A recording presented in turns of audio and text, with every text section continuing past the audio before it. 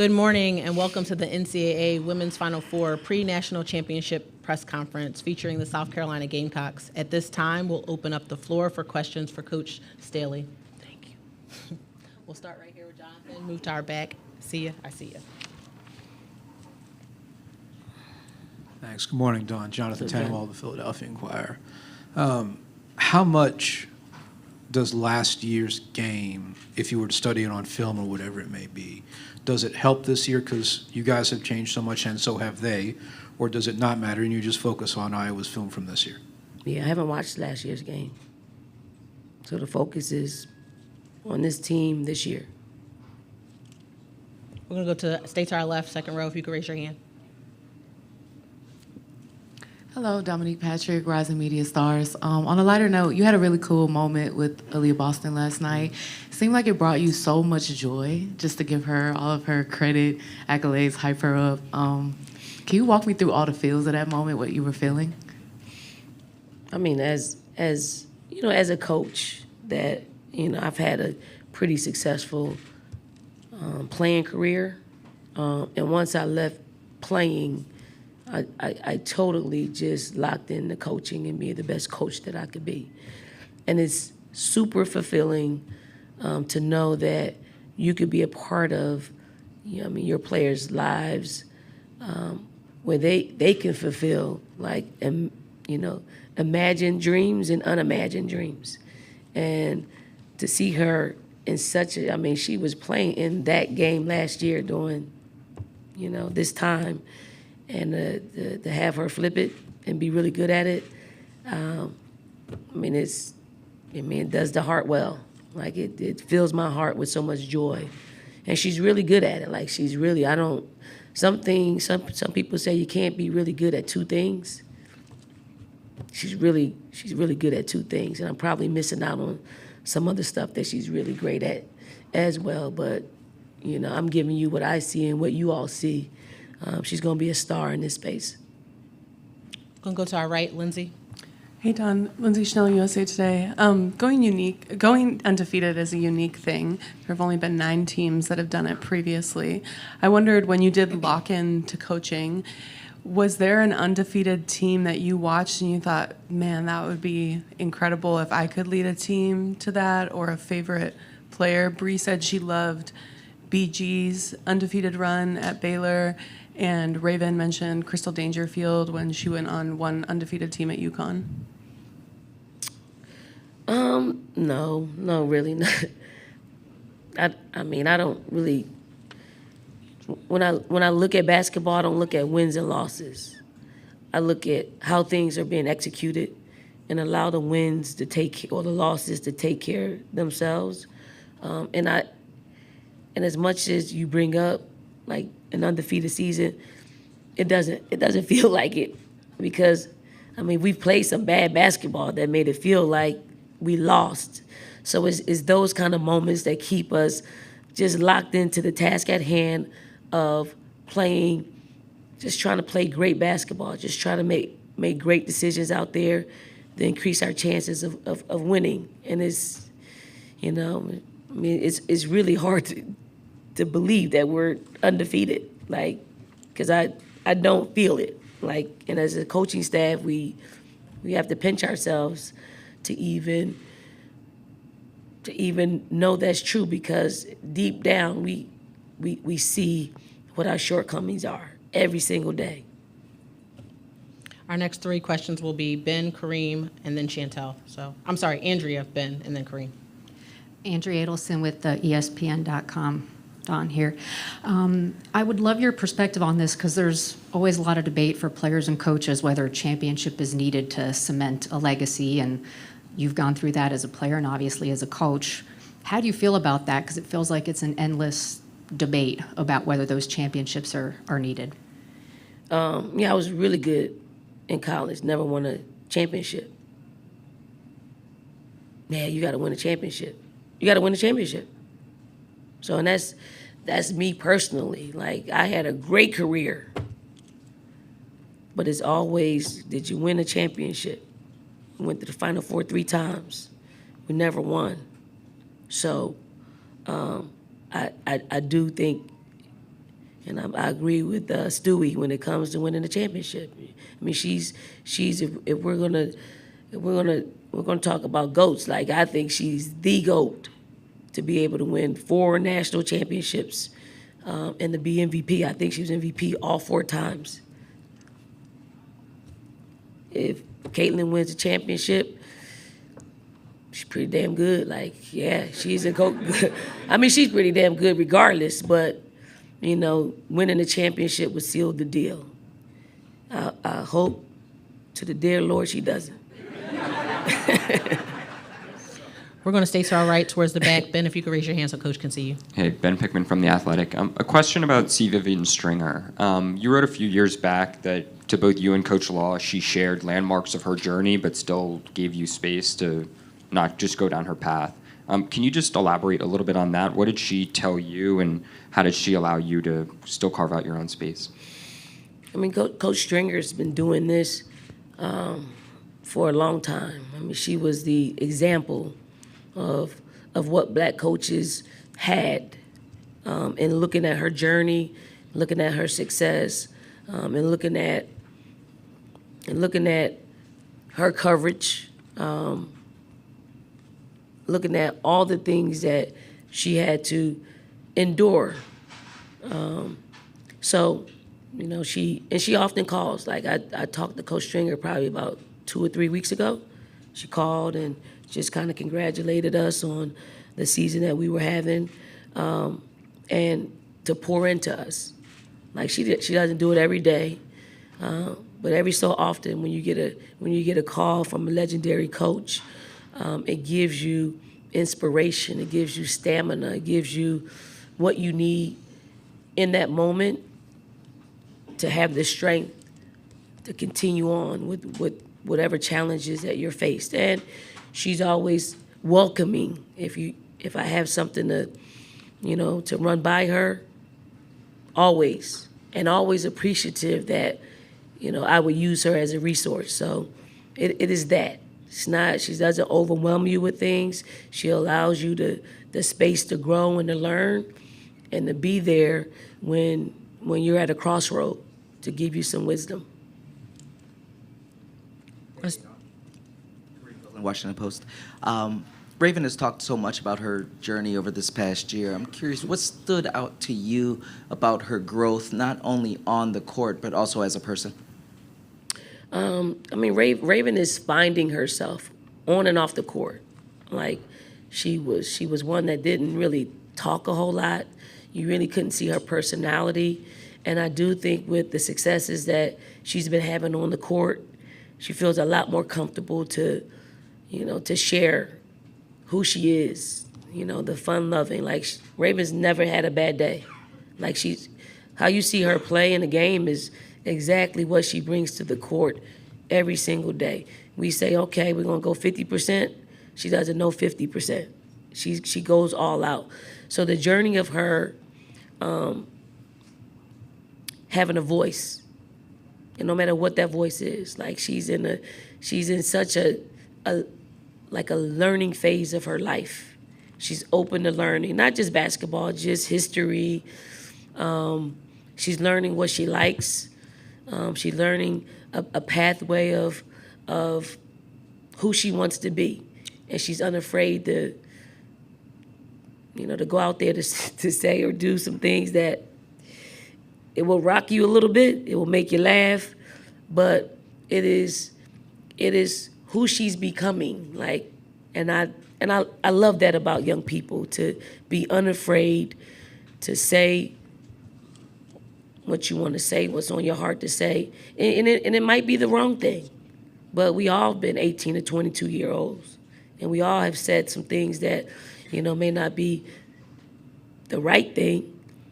You live, you learn, and I just hope that throughout every young person's journey in this space, to be able to express themselves and to not be vilified, or because even to this day we say things that can be deemed hurtful to other people, but it's not in that context. It's not, and we need to look at people for their entire journey. And if you could speak to someone's entire journey, you'll find that your knee-jerk reaction to what someone says isn't that deep at all, isn't that hurtful at all. It's just a perspective. We're going to stay to our right in the back. Our next three questions will be in order: Chantel, David from the Post, Nancy, and then our fourth will be Doug. Well, Sean. Sean Hurd at Anscape. Hey, Coach, Sean. how's it going, Coach? Yesterday you said the key to your third quarter was it wasn't magic. It was about playing simple, good basketball. I'm curious, has that been always how you approach adjustments during your coaching career? Is that something that you had to learn? No, I haven't always been that way. Good Lord. Good Lord, I've had to lay down my religion a few times in the halftime. But you approach each team in how they receive information. You deliver it in how they receive it, because ultimately you just want them to get the message. And sometimes we as coaches mess up the message with how angry we could get, how competitive we can get in those moments.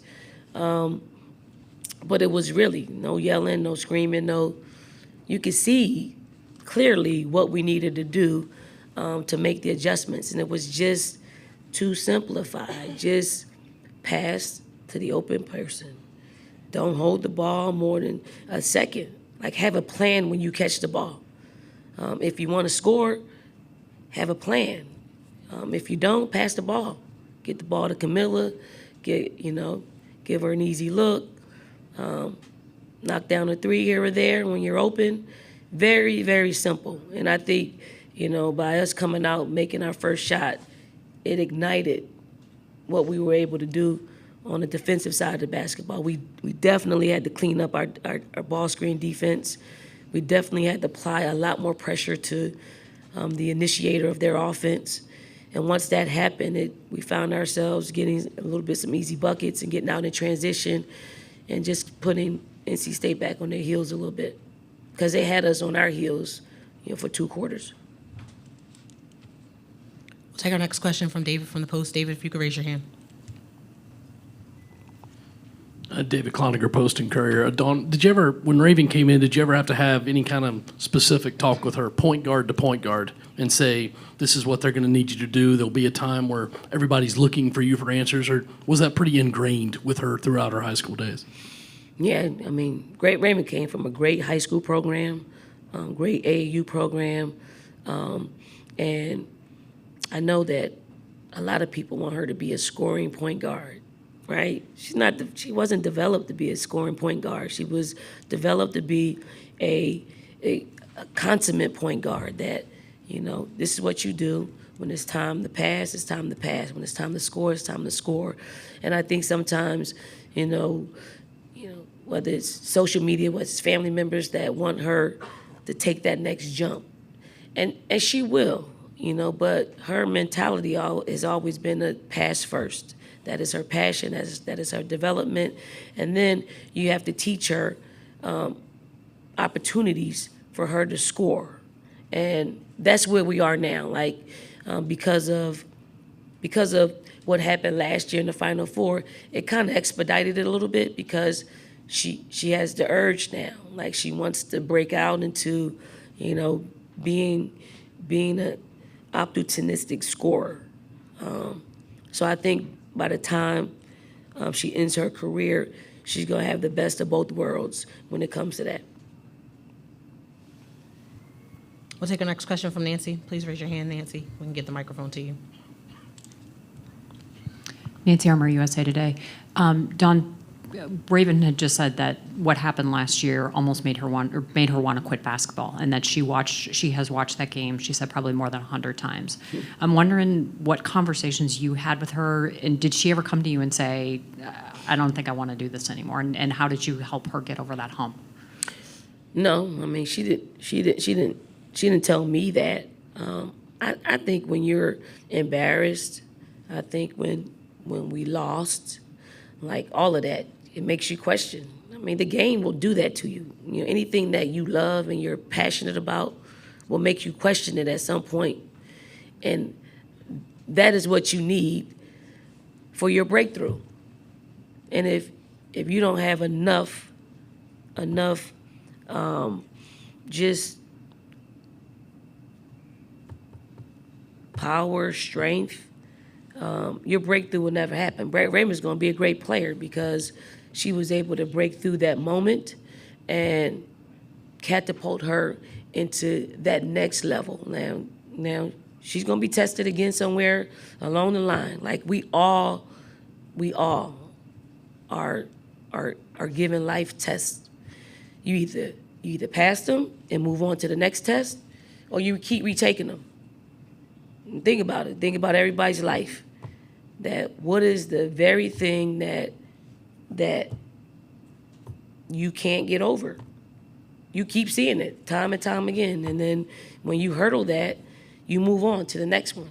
So I think Raven is at that place, and she's young. It's a little bit harder for us as grown-ups. It's a little bit younger. I mean, as you the more young you are, hopefully the more people in your life can help you navigate through that, and you're not as stubborn to give up on something. So, I mean, Raven's in a good place. You know, she's been given what she's needed to learn in a good moment, in a good young moment in her career that's helped her grow. We'll take our next question, Doug, and then Daniel, you'll follow. Hey, Coach, Doug Feinberg, the AP. I know you're a fan of watching basketball games. You've said many times you sit back in the couch, and the options this year have been so much better than years past.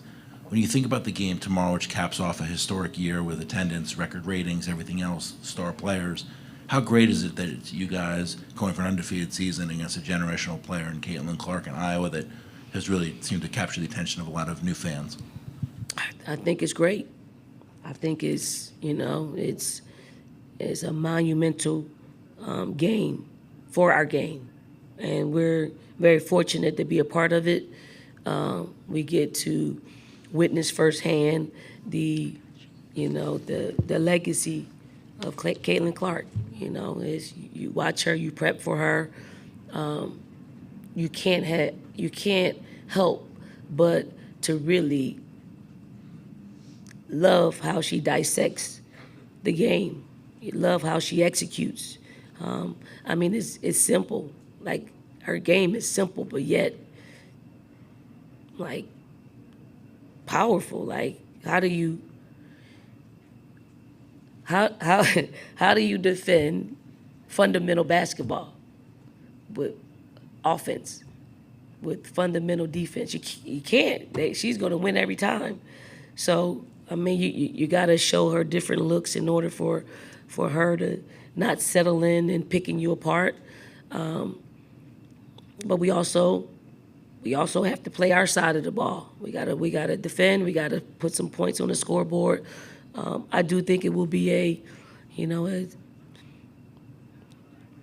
I hope it's the most watched game. I mean, I've been a part of witnessing from the outside, looking into the most watched game. It's gonna be fun to hopefully be a part of it, like in the mix of things. And I hope that everybody gets exactly what they want out of it. And I just hope the viewers, the people in attendance will take tomorrow's moment and carry it to the rest of the history of our sport. And hopefully we can keep the eyeballs and demand where it needs to be. Stay to our left. Daniel, please proceed.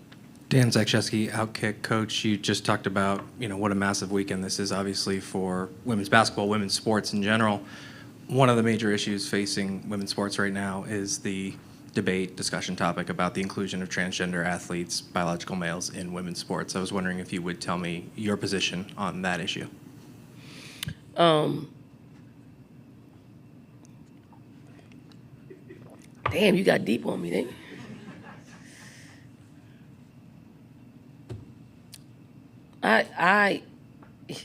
I'm under the opinion of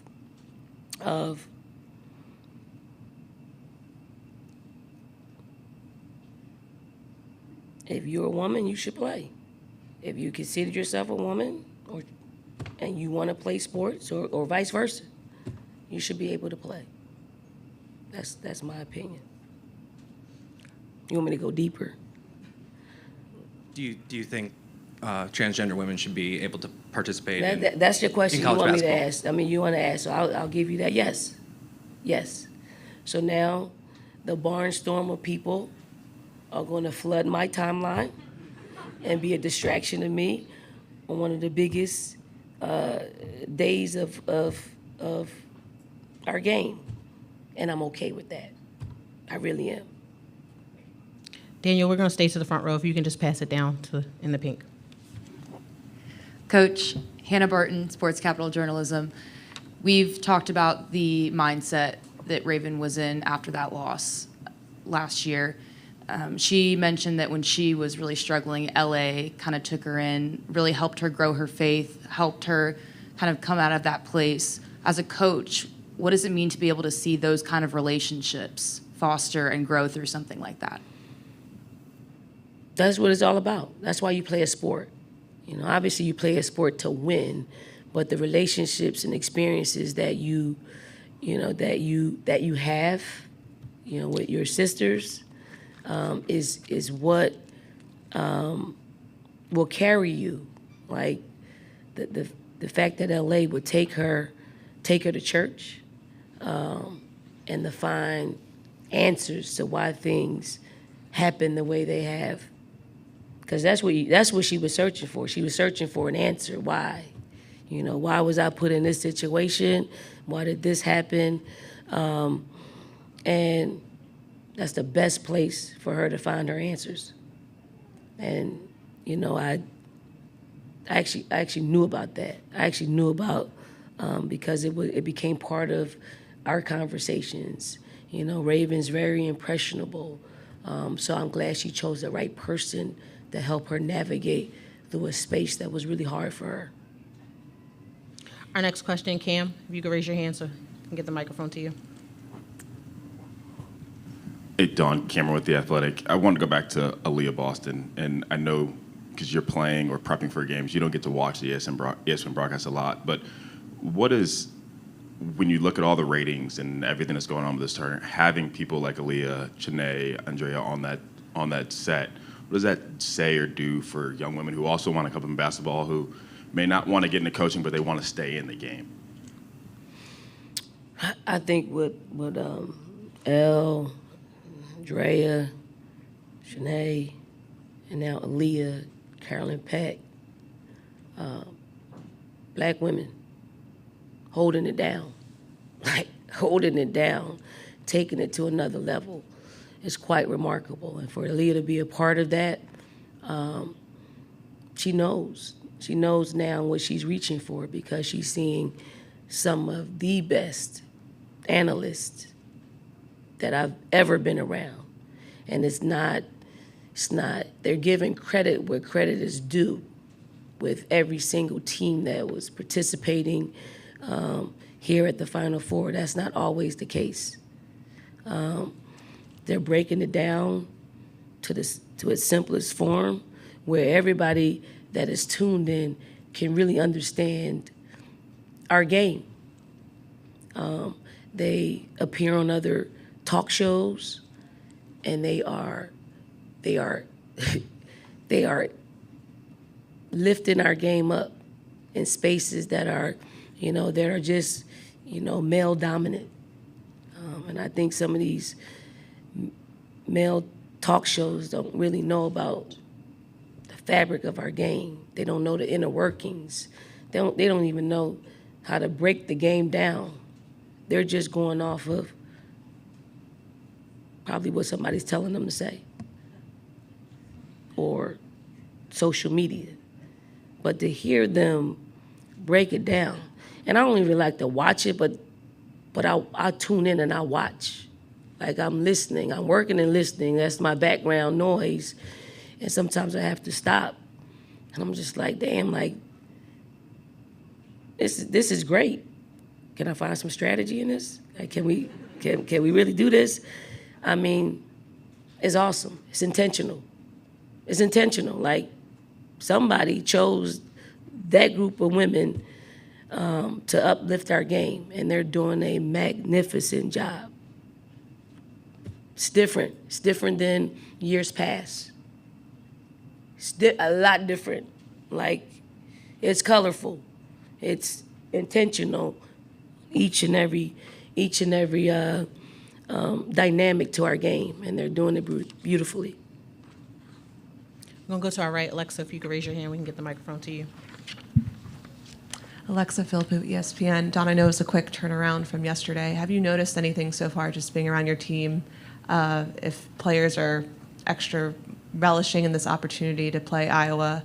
I know we've talked about Raven too and what that meant to her. Anything you've noticed so far? Do you anticipate that they will be even more motivated to get the job done this time? They're pretty motivated. We just had our film session this morning, and they're all locked in. It wasn't daycare this morning. It was, and I don't know if it's just because they just woke up, but they're locked in. Like you ask them questions, they really understand what we need to do to win, which is pretty cool to see that dynamic from this team. But I would say ever since we got into the NCAA tournament, there's a lot more focused than the regular season, meaning when it's time to prep. There's a lot more, writing notes. There's a lot more recall. So they're more locked in, and, hopefully they can get it done. Excuse me. On our left-hand side, Jeff, if you could raise your hand, we can get the microphone to you. Yeah, Coach, Jeff Linder, Cedar Rapids Gazette. It's a long season. Kids are tired. Kids are nicked up. At this point, how do you balance preparation and rest? Yeah, great question. I mean, at this point, rest is equally as important as working out. We won't do anything. We're going to walk through the hour that we get here, and then I think there's an open practice that our players will probably get juiced up for, and they'll move a little bit quicker than what we're going to do in our closed practice. Tough game. Like at this point, like when we won in, I think 2017, we just did a walkthrough. And somebody told me, no, I'm not going to say that. 2022, walkthrough. Like, they're locked in, and there's not very much prep time because you get an hour on the court. You get a 50-minute open practice. You can't really do anything. So it's more about film sessions and, talking to individual players about what we need them to, how we need to play and execute. Take our final question from the back. Christy, if you could raise your hand, we can get the microphone to you. Hey, Dawn. Christy Winter-Scott, Big Ten Network. When you're looking at a team like Iowa and how Hannah Stolke played in the game yesterday, what is going to be the biggest challenge in containing her and the paint, but also Iowa as a whole, and flip it over to how you want to initiate on the offensive end and be the point of contact in terms of attacking the paint on your own? Yeah, Stolke is it's a matchup that we got to win. Like, we got to win that one. First, you got to run in transition. I mean, she gets out. Her and Martin, they get out. They are determined, and it was, I will run for a layup. That's the mentality. And then what she's able to do in the half court, I mean, she puts you back on your heels. We certainly have to use our length. We got to make her play through us, and she doesn't mind that at all. And then on the flip side of that, we have to make her guard us. She's going to have to guard not one, not two, not three, four. We got 4 or 5 legitimate post players that she's going to see and have to guard, and they all are different. So, I mean, Iowa's a challenge. They're playing their best basketball. They're playing inspired. They're playing like they want to win a national championship. So are we. So I think it's a crash course of who's going to have the better run, who's going to be able to execute when it's time to execute. Coach, want to thank you for your time today. Best of luck again for tomorrow.